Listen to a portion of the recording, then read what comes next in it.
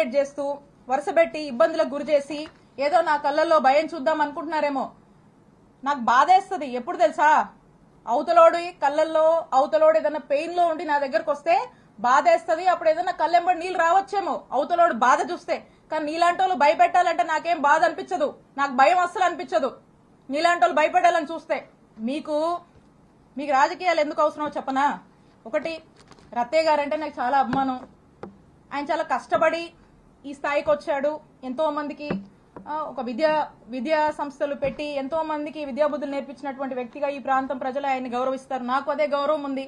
కానీ అన్ఫార్చునేట్లీ ఈ రోజు వారి కొడుకు గురించి ఇన్ని నిజాలు ఆయన తప్పు చేశాడు కాబట్టి ఇవన్నీ నేను బయట పెట్టాల్సి వస్తుంది. సో కృష్ణదేవరాయలు గారికి రాజకీయాలంటే ఈ రాజకీయాల వల్ల వాళ్ళకి లబ్ధి జరుగుతుంది కాబట్టి ఆయనకు రాజకీయాలు కావాలి. కానీ విడుదల రజనీకి అట్లా కాదు.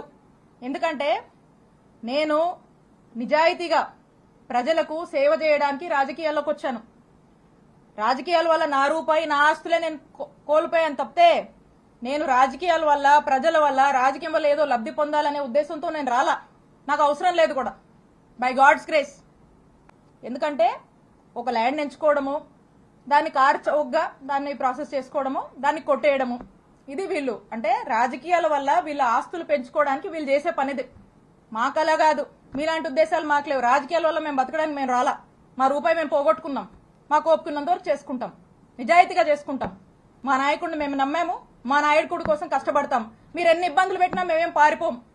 మా పార్టీ కోసం నిలబడతాం, మా కార్యకర్తల కోసం నిలబడతాం, మా ప్రజల కోసం నిలబడతాం, పనిచేస్తాం. మళ్ళా మా నాయకుడిని ముఖ్యమంత్రిని చేసుకునే వరకు ఖచ్చితంగా కష్టపడతాం. మీరు ఎన్ని ఇబ్బందులు పడ్డా మేమేం పారిపోము. ఇంకా కృష్ణదేవరాయలు గారు అనుకుంటా ఉన్నారు,